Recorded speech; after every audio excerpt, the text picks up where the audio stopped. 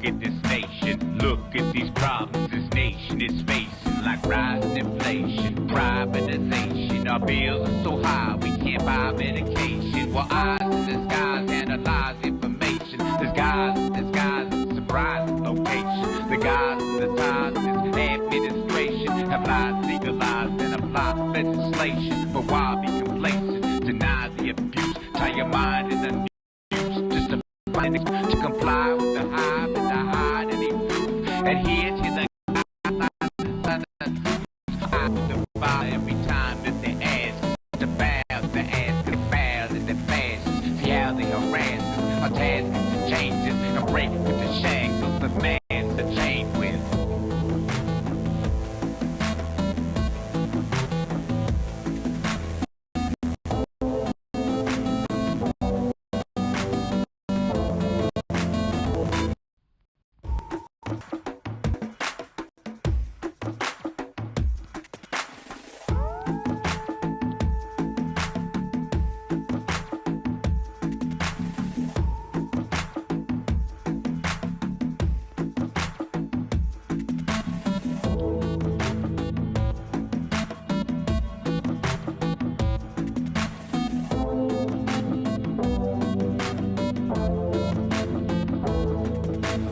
Look at this country, look at this nation, look at these problems this nation is facing, like rising inflation, privatization. Our bills are so high we can't buy medication. Well, eyes in the skies analyze information. There's guys in surprising location. The guys in the ties in this administration have lies legalized and apply legislation. But why be complacent? Deny the abuse, tie your mind in the news just to find an excuse to comply with the hype and the hide and improve. Adhere to the guidelines and sidelines and truths. But I will defy every time that they ask to bow to the ask, cause they bow and they fast. See how they harass us, our task is to change us and break with the shackles the man's a chain with.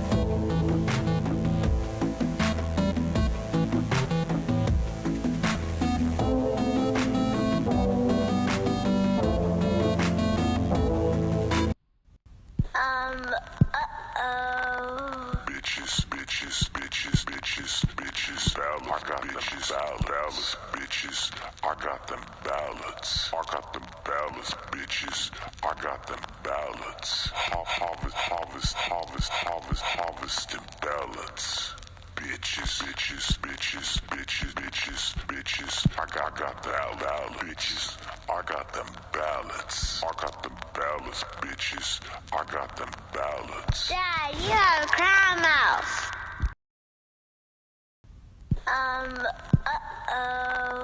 Bitches, ballot, I got bitches, ballots, bitches, I got them ballots, I got them ballots, bitches, I got them ballots, harvesting ballots. Bitches, I got the ballot, bitches, I got them ballots, I got them ballots, bitches, I got them ballots. Dad, you have a crown mouse.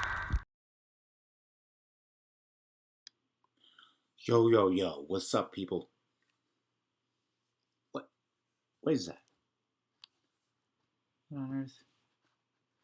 It looks like my light source is just going to streak on me for some reason. But you know what? That's cool.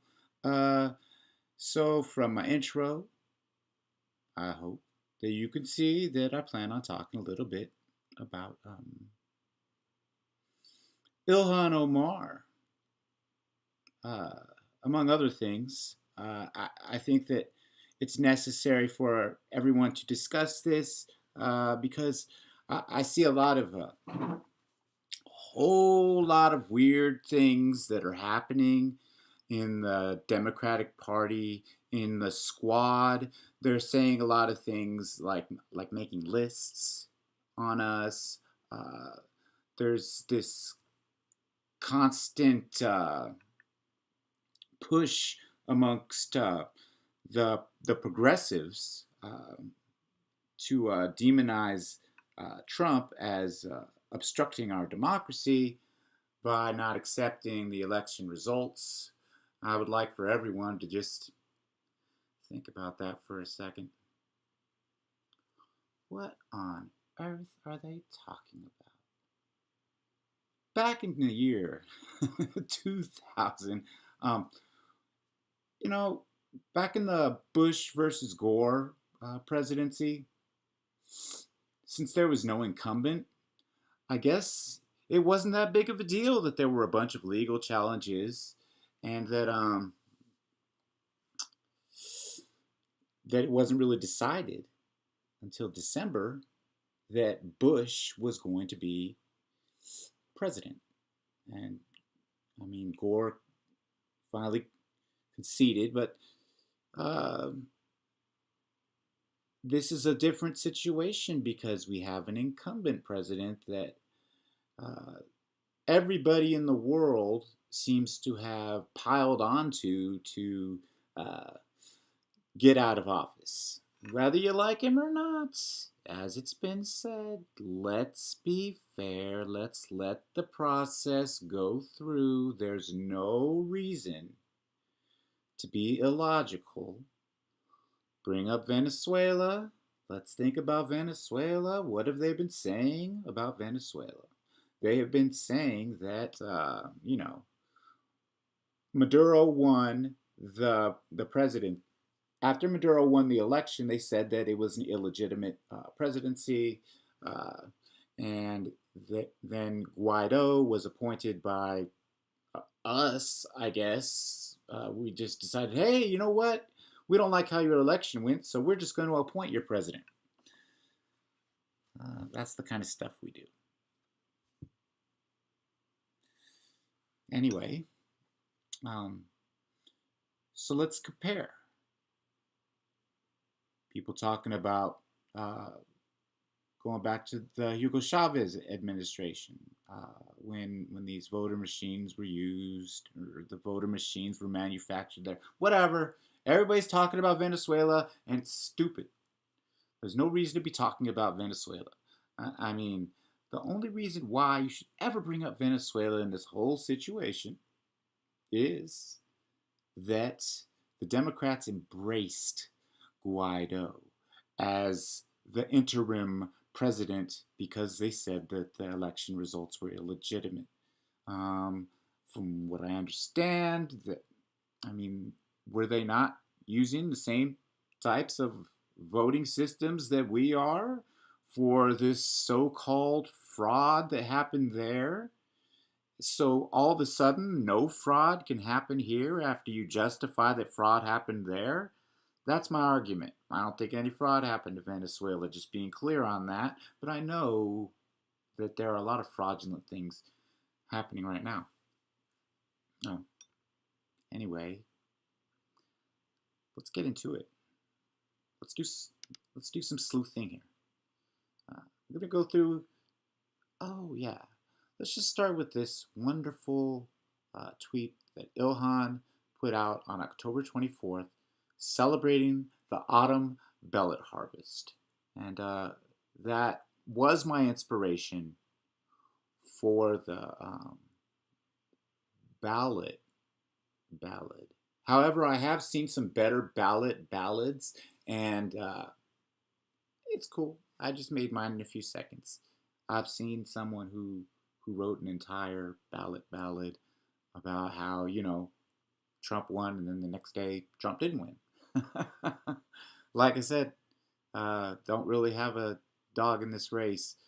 Let's see. Let's take a look at this. This is interesting, and I think this kid's brilliant.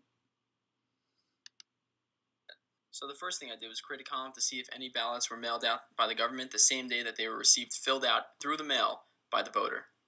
Turns out about 11,000 were filled out by the voter and returned back to the government the same day the government mailed them out to the voter. I then created a column to see if there were any applications that were approved by the government, mailed out by the government, received by the voter, and then filled out by the voter and mailed back to the government on the same day. And there were 8,205 cases of that. And lastly, I created a column to see if there were any ballots that were received through the mail, filled out before they were even mailed out by the government. There were 7,403 cases of that. Pause the screen to read each definition of the columns. If anyone's able to make sense of these numbers without saying it's fraud, please let me know in the comments. Now, of course, you can go look that up for yourself, but there you go. That is very intriguing what's happening there. As far as people casting their ballots before they were even sent out to them, how on earth can you not say that some fraud is happening? It's obvious.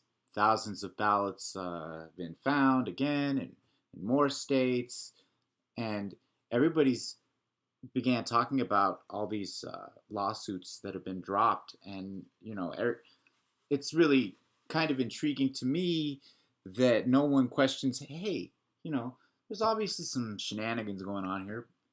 Like, so what? I think it was like 31 lawsuits and 30 were dropped.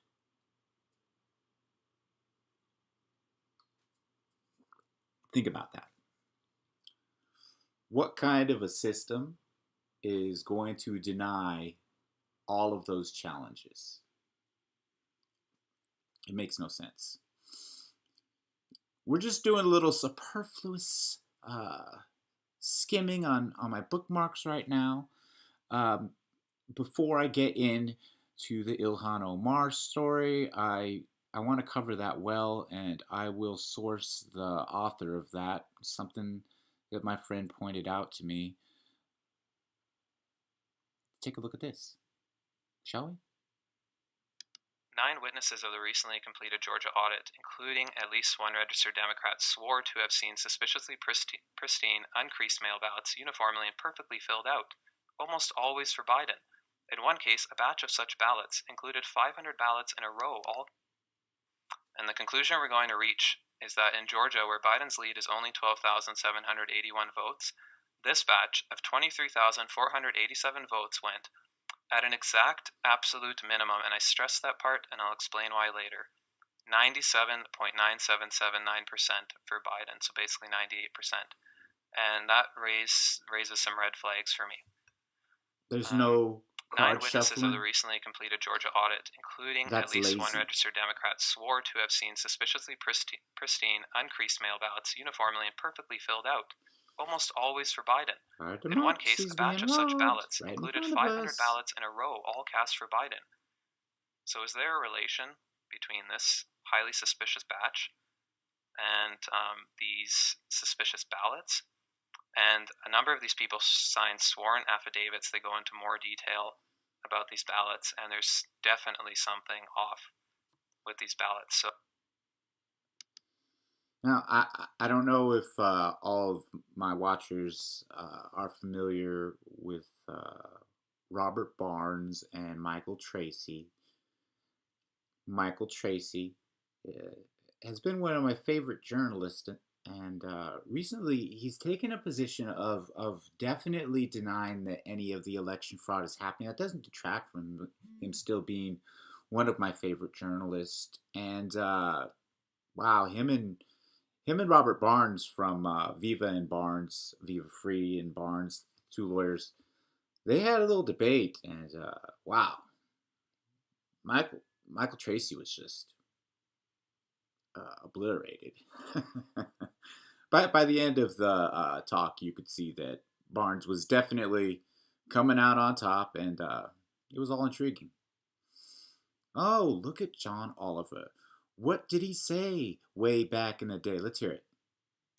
Results. It's a pretty good case against it is, unless you happen to personally know everyone who votes for you on a paperless DRE machine, there is no way to verify the results. It's a pretty good case against them, which makes it, frankly, completely insane that New Jersey not only still uses them, but plans to keep using them for the 2020 election.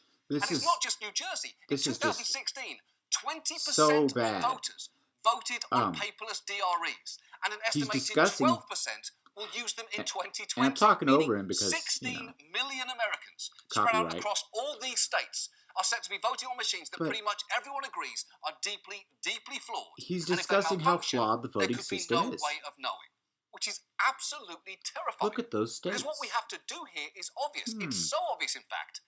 Even this guy understands it. one of the things we're learning is it's always good.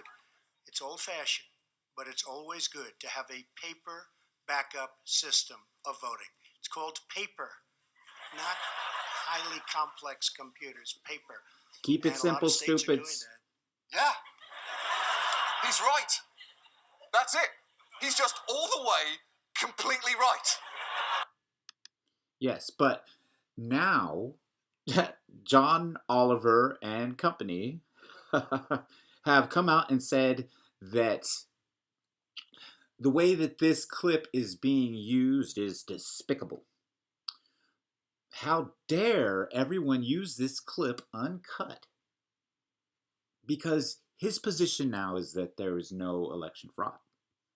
So obviously, this really hurts that because, when he came out with it years ago, he wasn't thinking that we'd be at this place. So, little example of them just owning themselves.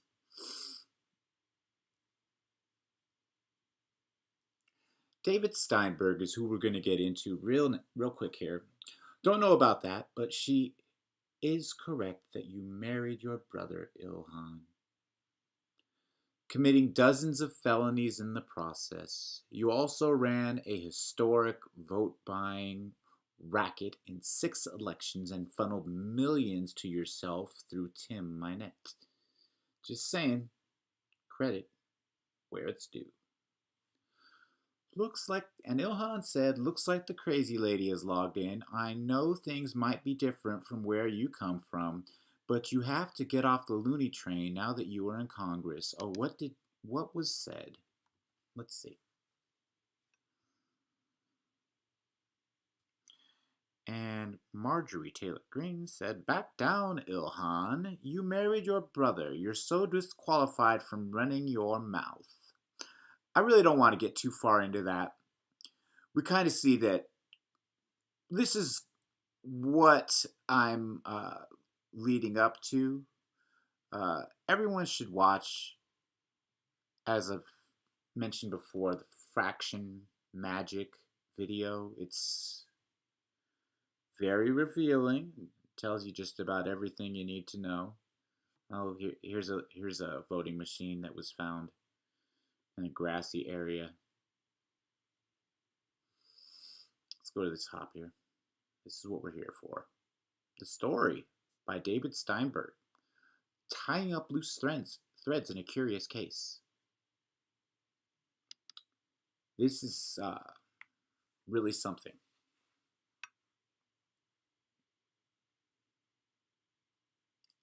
David Steinberg, tying up loose threads in the curious case. In 4 intensely reported investigative columns, David Steinberg has explored the evidence suggesting that Ilhan Omar entered into a sham marriage with her brother in 2009.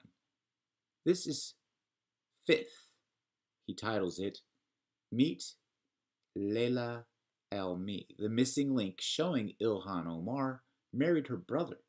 Drawing on this research, interviews, and social media evidence, he makes the clear case that Omar has engaged in a variety of fraudulent activities and willful misrepresentations related to her marital arrangements. He writes, on October 22, 2008, the U.S. Department stopped accepting applications for the Priority 3 Refugee Family Reunification Program, the process by which refugees can apply for asylum.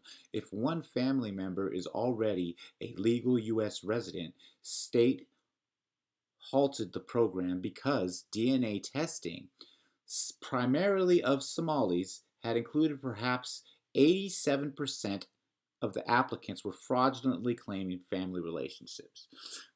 That is very high. And what I want to be clear on here is, in no way am I implying that Ilhan Omar would have married her brother and had any type of incestuous relationship or anything like that. No. This was a case of bigamy where she married her brother to bring him into this country. And that's what Steinberg is alluding to here. And I make no conclusions. I simply present the information, and this is really, really spicy, as they say. Um, Despite continuing war, Somalia of 2008 was not comparable to the open hell of the early 1990s when an 8-year-old Ilhan and her family fled to Kenya's Dadaab refugee camp, where she lived from 1991 until 1995, aged 8 to 12. Lutheran Immigration and Refugee Services then helped Ilhan, her sister, Sarah, and their father, Nur Said, receive asylum in the United States along with thousands of other Somalis. Now, I do not know if I'm pronouncing any of these names correctly.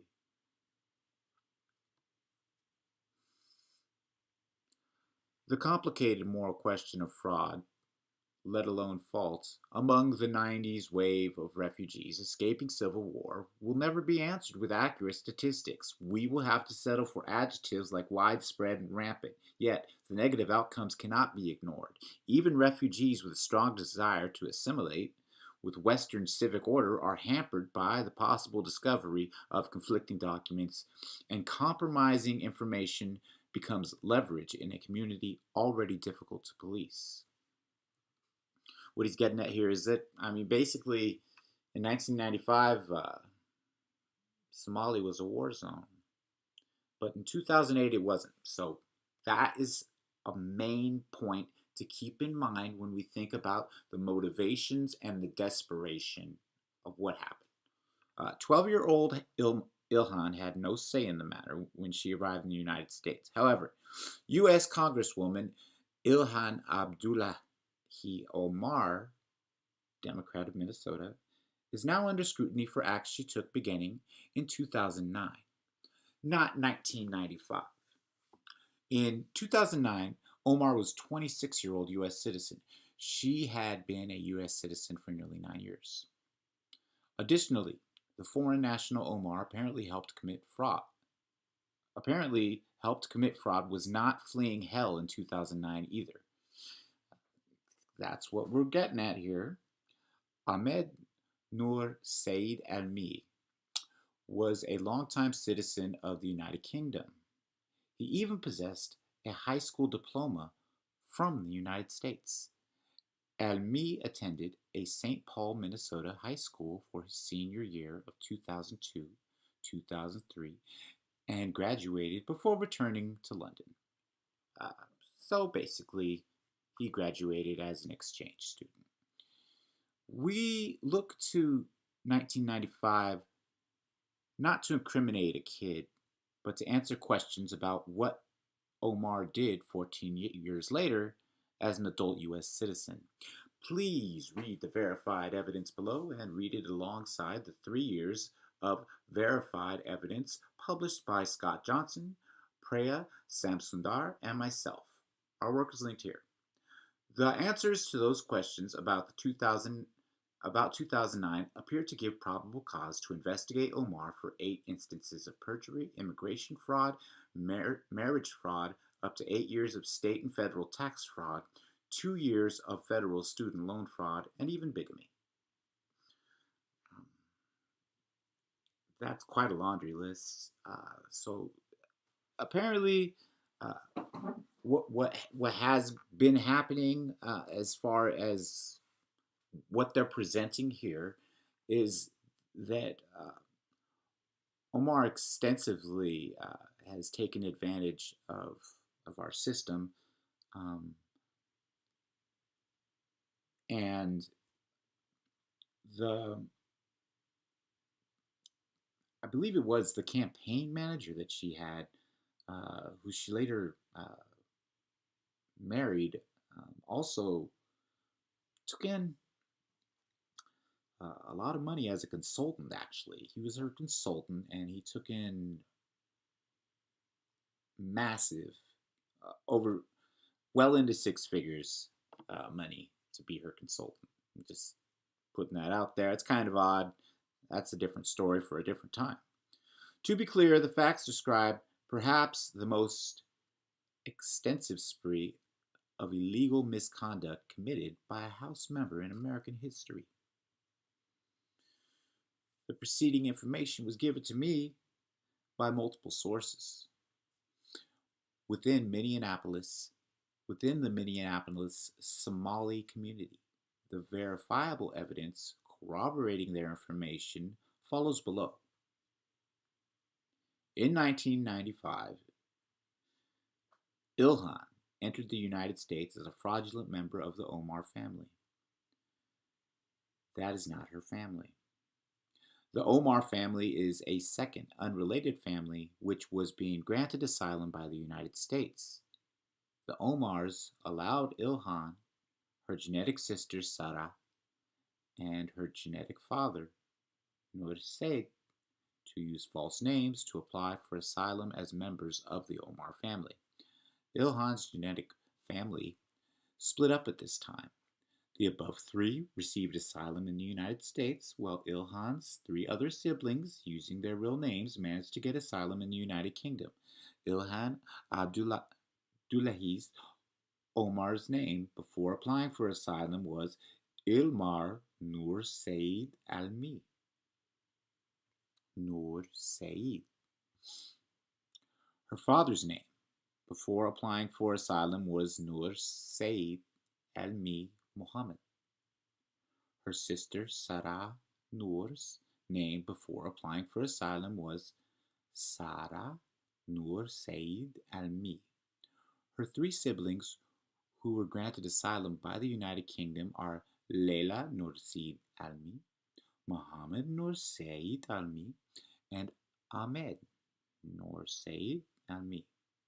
Ilhan and Ahmed married in 2009, presumptively to benefit in some way from a fraudulent marriage. They did not divorce until 2017. So this is a little flowchart showing exactly what happened with the Almis, the Omars, the United Kingdom, United States, North Dakota, all the way into Minnesota.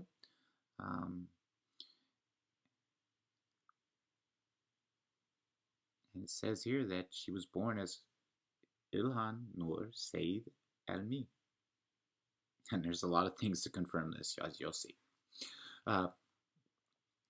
Confirming the above information as it might appear on their 1995 U.S. immigration papers is not difficult. A basic background search shows that Nur Omar Muhammad, Ilhan Abdullahi Omar, and Sarah Noor all received Social Security numbers in 1995 or 1996 in Virginia. Verified address records show adult members of the Omars living at three addresses in Arlington, Virginia at the time: 1223 South Thomas Street, 1226 South Thomas Street, and 1107 South Thomas Street.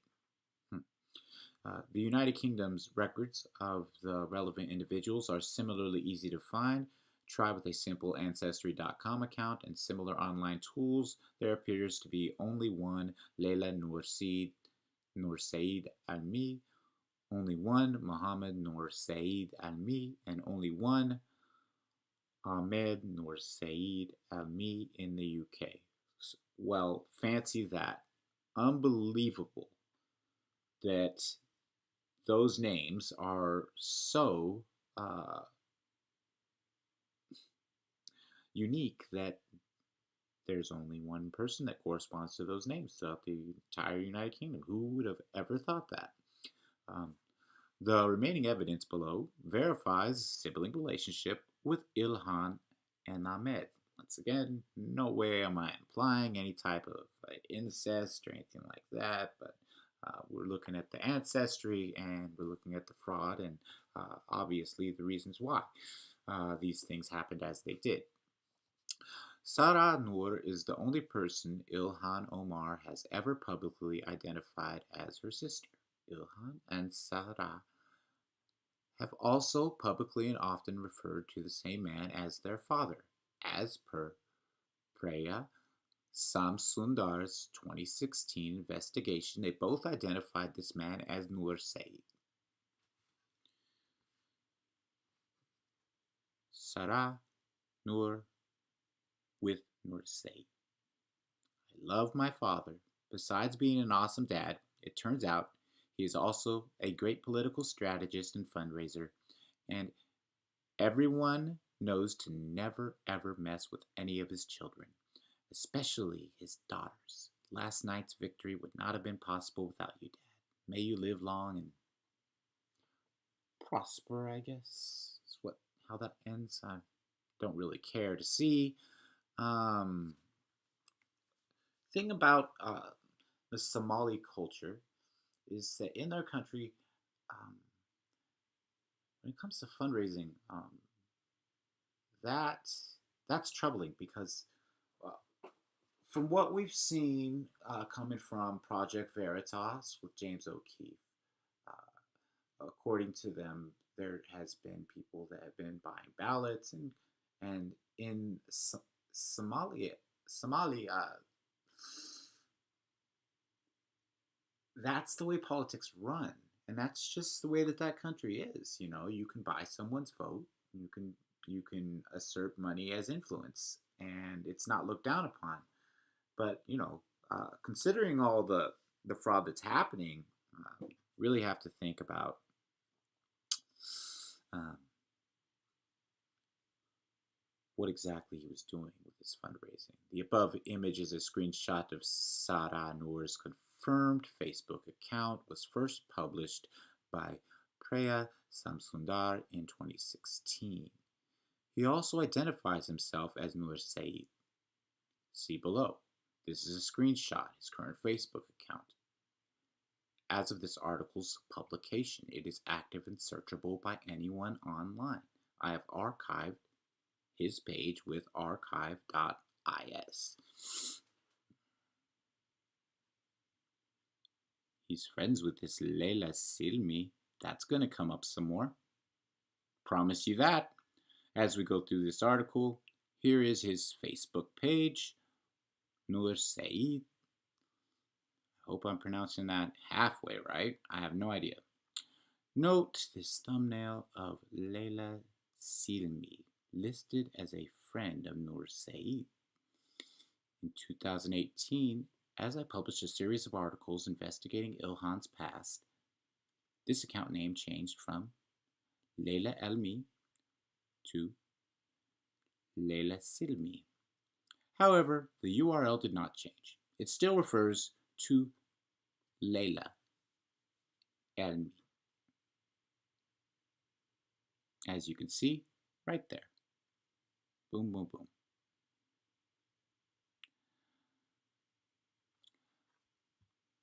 Below, see the 1997 marriage certificate for the only Leila Nur Said Almi listed in the United Kingdom.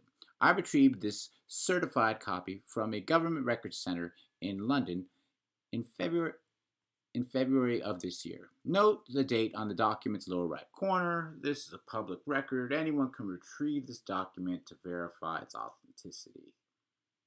See that Leila attests to her father's name being Nur Said Almi.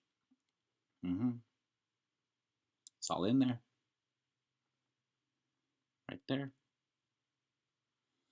So far, we have verifiable evidence that Ilhan Abdullahi Omar, Sarah Noor, and Leila Nur Said Almi, referring to their respective fathers as Nur Said or Nur Said Almi. Next, we have verifiable evidence showing the three sisters, and all are referring to the same man. See below, the two posts appeared on Ilhan Omar's confirmed Instagram account in 2013 and 2015, respectively. Instagram user Hami became the blue-checked Ilhan Minnesota account at some point in 2016. A cursory search through older posts on the Ilhan Minnesota account still reveals many instances of commenters addressing Ilhan as Hemi. In 2016, after Scott Johnson and Preya Samsundar originally broke the story about Ilhan's curious marriage, the below post appeared from Ilhan Omar's Instagram account. However, a source within the Minneapolis Somali community had downloaded much of Omar's Instagram account before the posts were deleted. The source recently reviewed these two deleted posts, recognized their significance, and sent them to me via email. It made these emails available to Powerline to confirm how I received these posts and to confirm that this particular source had provided several other pieces of information that had been proven authentic and verifiable.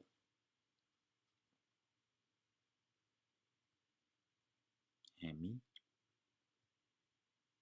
Ilhan.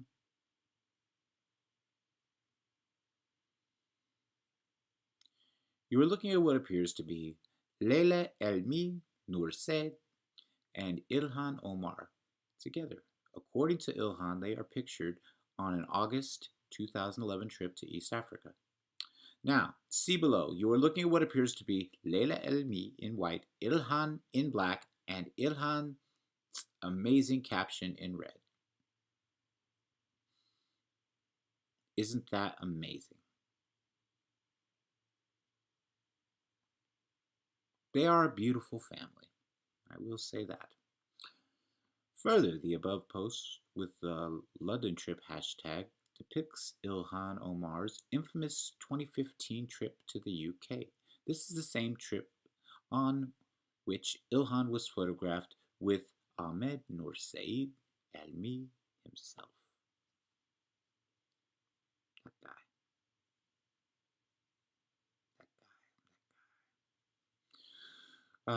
Below, see one more piece of evidence establishing Leila Elmi as Ilhan's sister. This post is currently live and I archived it.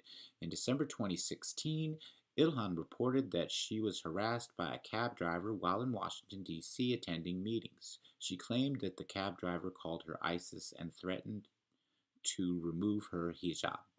A few days later, Ilhan filed a report with the D.C. Department of For-Hire Vehicles and the D.C. Office of Human Rights. Ilhan initially stated that she was accompanied in the cab by her sister.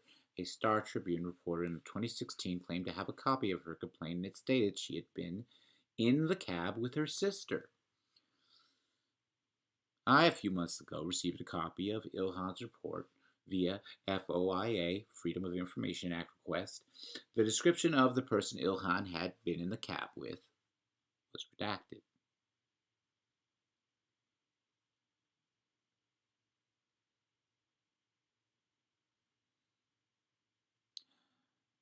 Suleiman Aksol, per his profile, is a frequent host of social events for the Washington, D.C. Somali American community. On December 9th, 2016, Suleiman Aksol stated that he was with Ilhan soon after the cab incident. On Wednesday night, I had an opportunity to have dinner with State Representative-elect Ilhan Omar and her lovely sis, Leila Elmi. Check the edit history at Soleimani Aksel's post. He eventually included a link to Leila Elmi and Leila Silmi account. Ugh. It's not plausible to believe that Axel simply made a mistake. One would have to believe that Axel, one, had dinner with Ilhan and a second woman, two, that the woman was introduced to him as any other person alive, three, that a couple days later he made the 1 in 7 billion mistake of misremembering this woman as Ilhan Omar's lovely sis Leila Elmi, a random name of a woman from England. He has no clear reason to know. Ilhan has steadfastly refused to give the media the names of any of her siblings besides Sarah Noor. The only rational explanation, Leila Elmi was in the United States to visit Ilhan Omar, attended this dinner with her, and Ilhan carelessly introduced her, as Axel describes, We now have verifiable evidence that Ilhan Omar, Sarah Noor, and Elmi are siblings with a father named Noor Saeed Elmi. All that remains to verify our sources claims that Ahmed Noor Saeed Almi is indeed Leila Noor Saeed Almi's father. That doesn't seem difficult. We have a great easy start. Leila and Ahmed already appear to be two of the only three Noor Saeed Almis in the United Kingdom. Next, view the marriage certificate again. It attests that Leila Noor Saeed Almi lived in Camden, a borough of London, in 1997, and that she was 24 years old at the time. Ahmed Noor Saeed Almi was 12 in 1997. Per his own admission, he attended a school in Camden for students aged 11 to 18, Haverton School. See its address here. Camden is in the school's URL. His link on Ahmed's confirmed Facebook account is currently live, and I archived the page.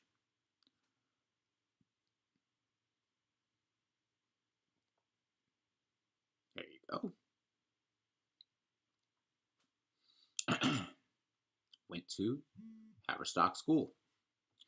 Note that he lists his current location as Nairobi, Kenya. See here for definitive evidence that Ahmad has recently been working in Nairobi with, of all people, Sarah Noor. Back in 2016, Priya Samsundar posted two finds now worth revisiting. One, Ahmed Noor Saeed Almi's Instagram post calling two young twin girls with a backpack from a primary school in Camden his nieces.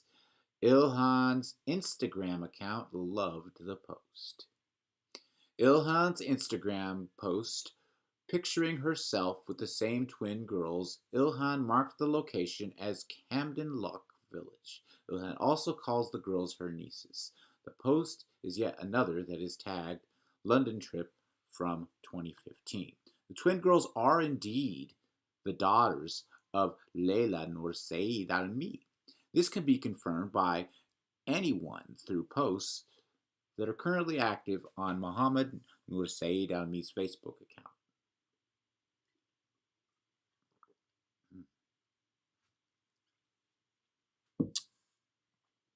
We now have verifiable evidence that Sarah Noor, Ilhan Omar, and Leila Almi are siblings with a father named Noor Saeed Almi. Leila Almi and Ahmed Noor Saeed Almi both lived in the same neighborhood of London and know each other. Both Ilhan Omar and Ahmed Noor Saeed Almi call Leila Almi's children nieces. Earlier this year, a source gave me one more piece of information that would inform UK law enforcement, if granted a warrant, where to locate conclusive proof that Ahmed Noor Saeed Almi married his sister Ilhan Omar. Ahmed said Almi apparently arrived in the United Kingdom in 1995 or 1996, only 10 or 11 years old, without a parent, who looked after him until he arrived in the United States in 2002. According to his sources, it was Leila. Leila, I'm not sure. There is no adoption record which can be public in the UK. It would have to be a kinship care or family and friends care arrangement. I am advised that Haverstock School would have records of a student Ahmed Noor Saeed Almi living at the same address as Leila Almi with her listed as guardian. However, these two very recent posts, currently active on Instagram and archived, already put a nice bow on everything. Here are Leila and Ahmed calling each other mom and son.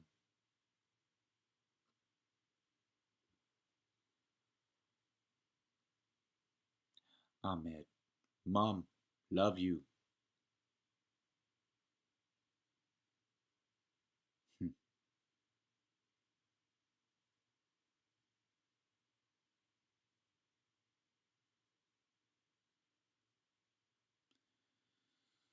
On August 10th, 2017, Ilhan swore under perjury of penalty. Literally, she signed a half inch or so under penalty or perjury that she'd had zero contact with Ahmed nor Saeed Almi after June 2011. Furthermore, Ilhan swore that she did not know where to find him and that she did not know a single person who was likely to know his whereabouts. She did this to apply for a default divorce from Ahmed, a divorce where one spouse cannot be located and served.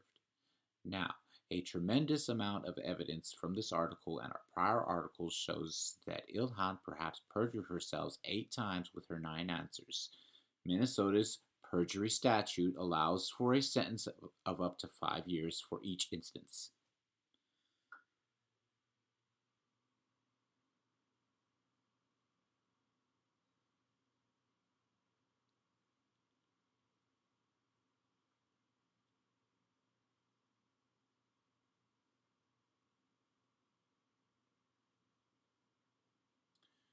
So this is about her trying to locate the correspondent. No known address. Looked for on social media.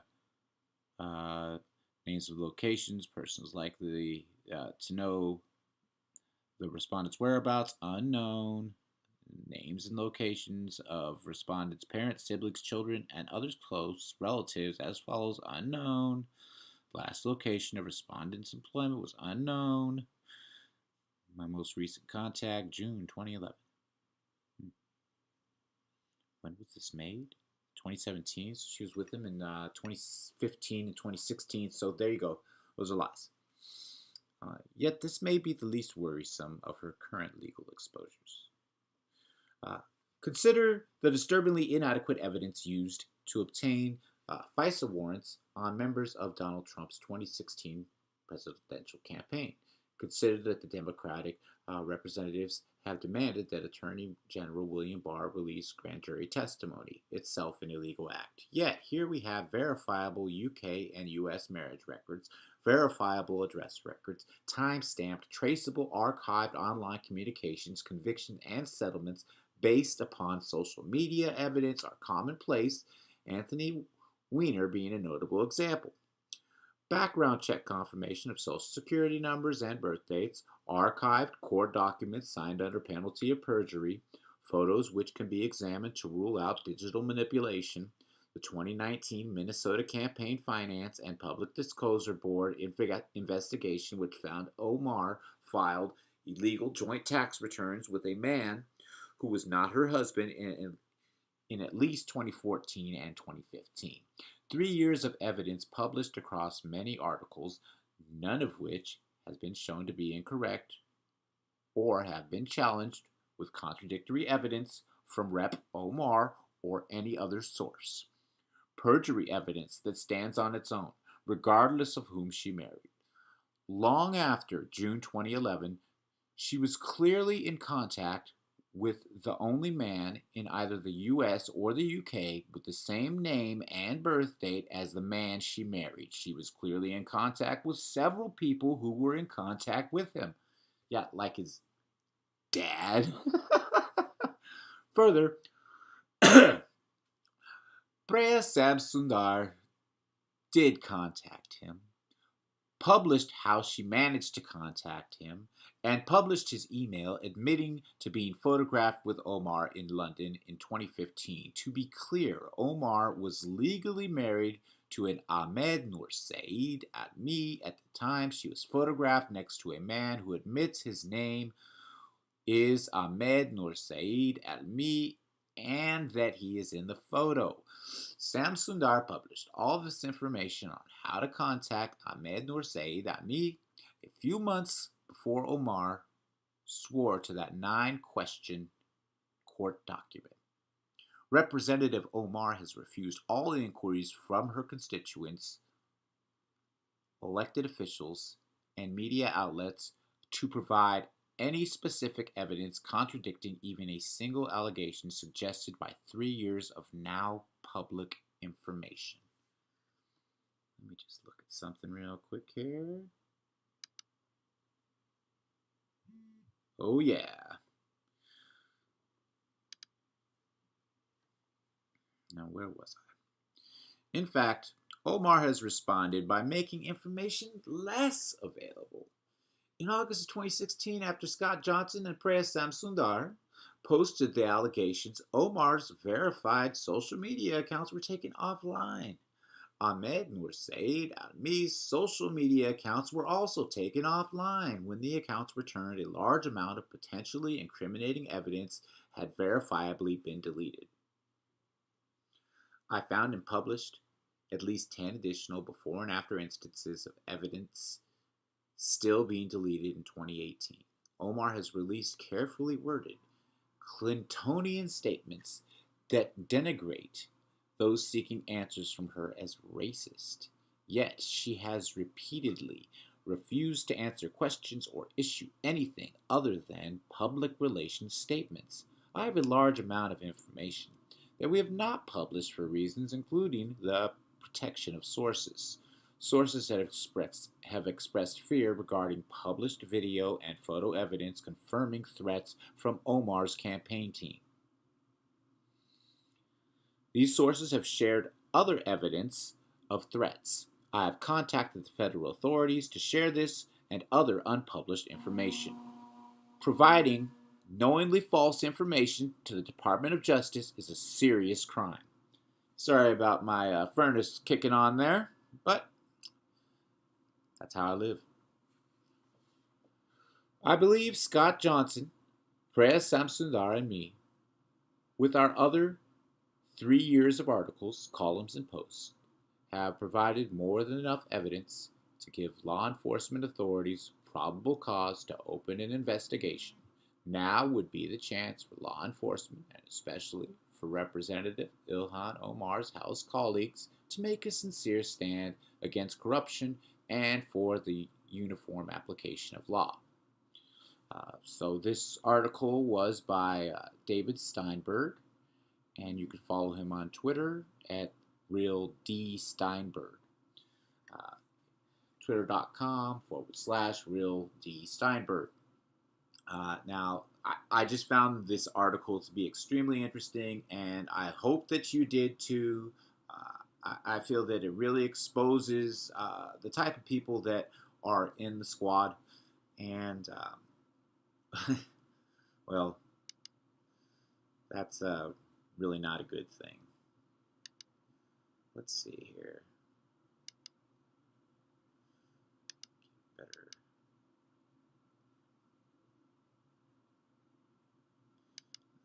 I don't like any of these things I have here, so I'll just go with this one for the time being. So at the end of that, they start going into how she says anyone that says anything to her is just being racist, culturally insensitive or whatever. I've been encountering this myself. I'm a Latino, I'm a native, I'm white, I'm all mixed up. But for the most part, when I was growing up, I grew up in one side of the family being very light, but still having like an influence from Ecuador. So still Spanish on the white side. Well, the other side of my family, Mexican, Latino, Yaqui Indian, Spanish on that side too. I don't know Spanish, but you know what I am? I am a Latino. And when I was in college, I was involved in a lot of cultural activities, and I was involved in the cultural organizations like Mecha. And a lot of you may not understand what's going on with the culture wars in you know, for Latino Americans, Hispanic Americans, and I really detest Hispanic personally. Identified as a Chicano. Identifying as a Chicano for the longest time was really important to me. It defined a lot of my politics as far as where I got to up to a certain point. And it kind of defined me just being the type of person that I am that will rebel against um, when people try to put labels on us. Anyway, for the past couple years, Mecha, Mexicano Estudiantil de Chicanos de Islan, uh, they they changed their name. Now they're saying that Chicano is machismo, and that it's like sexist. But when I was in the Chicano studies, one thing that came up an awful lot was I mean myself being very accepting of the gay Latino fraternities, even when some people in Mecha weren't. But eventually, the line was pushed, and there was a lot of acceptance of um, gays, of transgenders. The thing about that is, I mean, like this was, mid 90s, late 90s, this is happening, and this is still when there was a lot of identity problems for the transgendered and the gay communities. And when they were Latino or they were black, even more problems because they would counter, the same cultural things that they're encountering now. But the way that Mecha was formed was about inclusivity, uh, about lifting up uh, Latinos and our community, our history, our knowledge of self. Now they're calling everybody Latinx. L Latinx, Latinx. And I am not a Latinx. I am a Latino, you know, and it's not racist to call me a Latinx, but if you call me a Latinx, I think you should go bust out your teeth on a curb. When toward the end of my time in college, one thing that we came up with to signify um, acceptance was the at sign at the end of Chicano, Chicana. The at sign at the end of Latino, Latina, standing for both of those things. But I mean, when you think about it, uh, yeah, perhaps it didn't include um, another portion of the population, but that other portion of the population could have found a way to endear themselves to that. It's not always about you just wanting to change every single person's life so that you can feel um, better about yourself. I just see so much about identity being, I want you to call me this. And you know what I want you to call me? Nothing. I don't want you to call me nothing. Just stay away from me with all that crap. You go call yourself what you want, and I will call you as I see you. And if you need to correct me, then I will go right with it, and it won't be a problem. Trust me. Whatever it may be. If you want to be a Latinx, I will call you a Latinx. But don't call me a Latinx because I am a Latino. I mean, that's my family. It's my culture. It was my education. It's all my friends. Chicanos. There's Chicano hip hop, and that was a promotion of positivity, even if it involved gang culture with the Chicano hip hop. What it's doing is it's still uplifting people out of being gutter and dumb and just wanting to do The things that we know society just finds distasteful, shall we say. But I think that eventually, I hope that this whole uh, cultural identity thing stops. I hope that Ilhan Omar stops calling it racist, that we don't like it, that she was married to her brother and, embezzled millions into her new husband while he was her consultant and married. It's just such a mess. Why are the why are the supposedly most progressive the ones that are the most corrupt and the ones that are the most deceptive? I guess I should say that they're the best at being deceptive. But I think I'm going to end it here. Uh, it's streaming for a little while. Say an hour's pretty good. But, I'm going to cut it off. And I think we'll just end it with the song that I've dedicated to Ilhan. And I post up anytime she says something stupid. Anyway, thanks for listening. If you listen, hey, I guess I streamed at a perfect time because I didn't have a single watcher. And my stream looks like it's in good shape. I'm going to rewatch it. Looks like I finally got it right. Anyway, peace.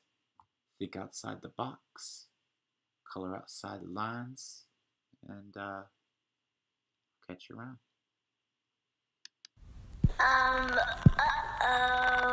Bitches. I got them ballads, bitches. I got them ballads. I got them ballads, bitches. I got them ballads. Harvesting ballads, bitch.